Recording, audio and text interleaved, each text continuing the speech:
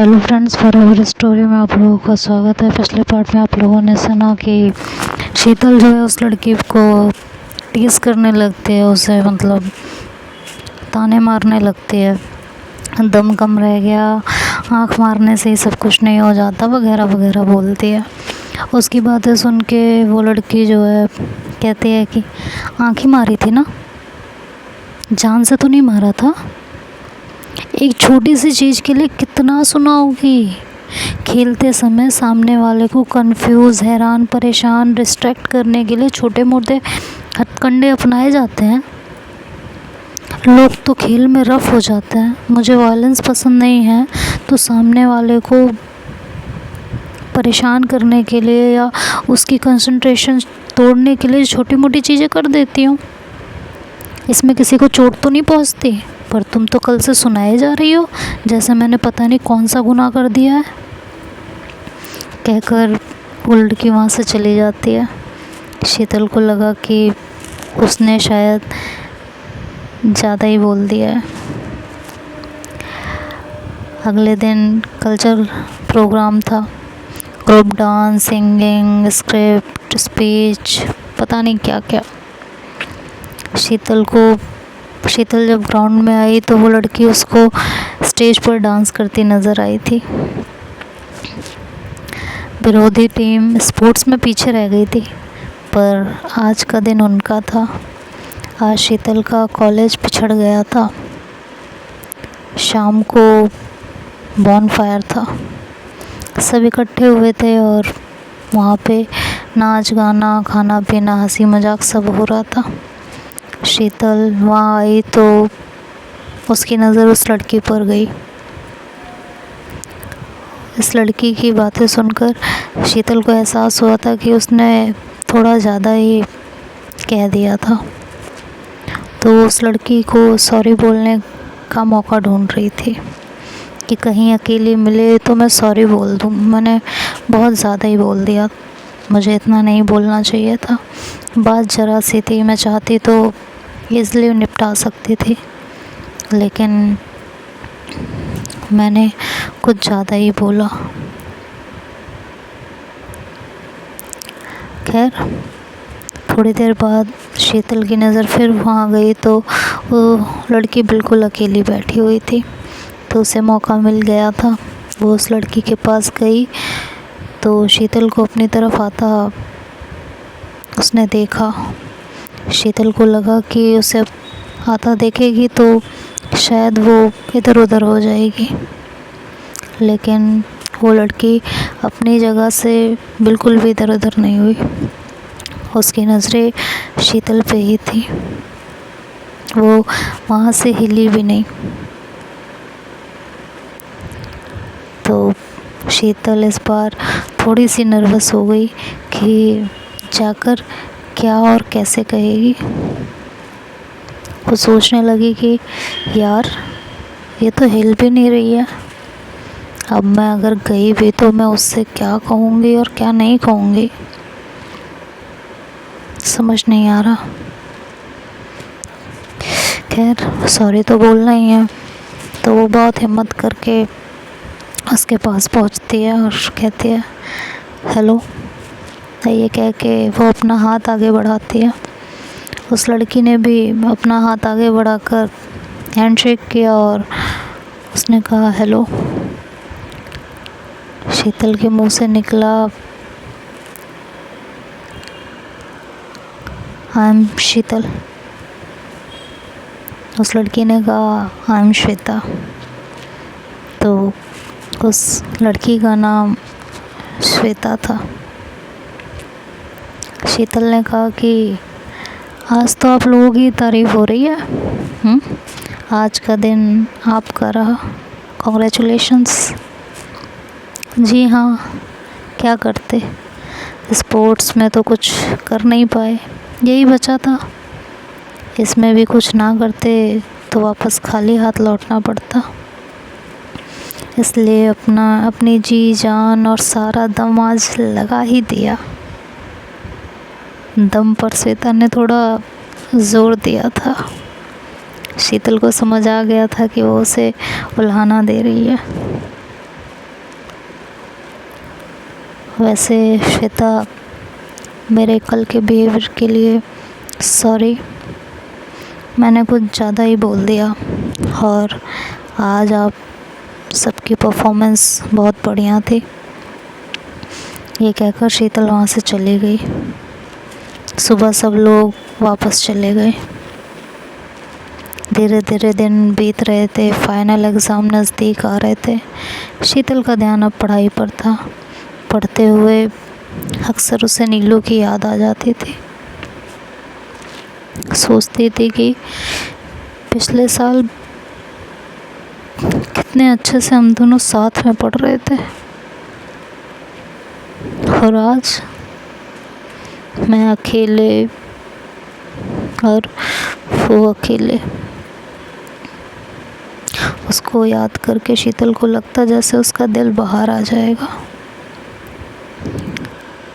उसका कोई और लेटर भी नहीं आया ना, उसे मेरी याद ही नहीं आती।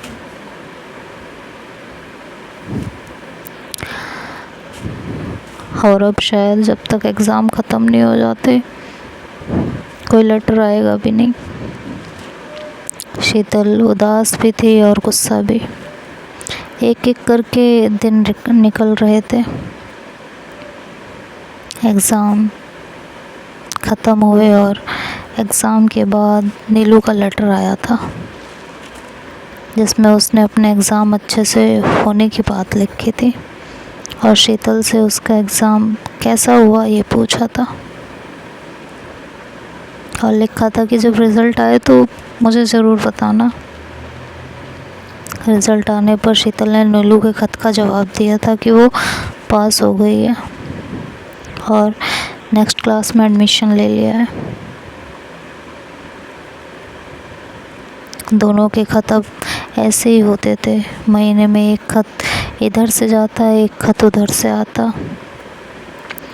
अप्रैल के आखिर में शीतल ने अपने लिखे ख़त में पूछ लिया कि तुम क्या गर्मियों की छुट्टी में आ रही हो, और अगर आ रही हो तो कब तक, प्लीज़ मुझे बता देना, क्योंकि उन्हीं दिनों गांव पहुंचने के लिए मुझे निकलना पड़ेगा, तभी हम दोनों की मुलाकात हो पाएगी। और ये लिख के उसने लेटर सेंड कर दिया था और नीलू के जवाब का इंतज़ार करने लगी थी।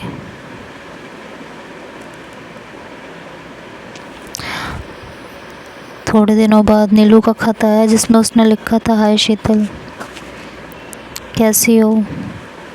तुमने जो पूछा था वो मैंने मम्मी से पूछा है, पर मम्मी ने अभी कहा है कि अभी 1 महीना पड़ा है, बता दूंगी। तो उन्होंने कोई जवाब नहीं दिया। तो जैसे ही मुझे पता चलेगा मैं तुम्हें चिट्ठी लिखूंगी। ये पढ़ के शीतल को बहुत गुस्सा आया था, लेकिन वो कंट्रोल कर गई और उसने लेटर का कोई जवाब नहीं लिखा। 20 दिन बाद नीलू की चिट्ठी फिर से आई। हाय शीतल, कैसी हो? यार, पापा का टूर जा रहा है तो वो हमें भी अपने साथ ले जा रहे हैं, तो इस बार गर्मियों की छुट्टी में हम नहीं आ पाएंगे, सॉरी। और ये कह के लेटर ख़त्म हो गया था। ये पढ़ के शीतल का दिल टूट गया था, बुरी तरह टूट गया था।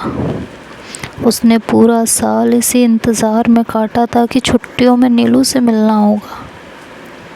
वो मन ही मन सोचने लगी कि यार, पूरा साल मैंने इसी उम्मीद में निकाल दिया, मैं क्या करूं? उसने अपने मम्मी पापा से जिद भी नहीं की एक बार भी आने की। ऐसा कैसे कर सकती है वो? और यही सब बातें शीतल हर वक्त सोचती रहती। वो सारा दिन छुप छुप कर रोती रहती। गर्मियों की छुट्टियां निकल गई थी नीलू ने कोई लेटर नहीं लिखा था और ना ही शीतल ने। शीतल का कहीं भी मन नहीं लग रहा था। गांव में जाकर हर बार की तरह उसने कोई मौज मस्ती नहीं की, कोई शरारत नहीं की।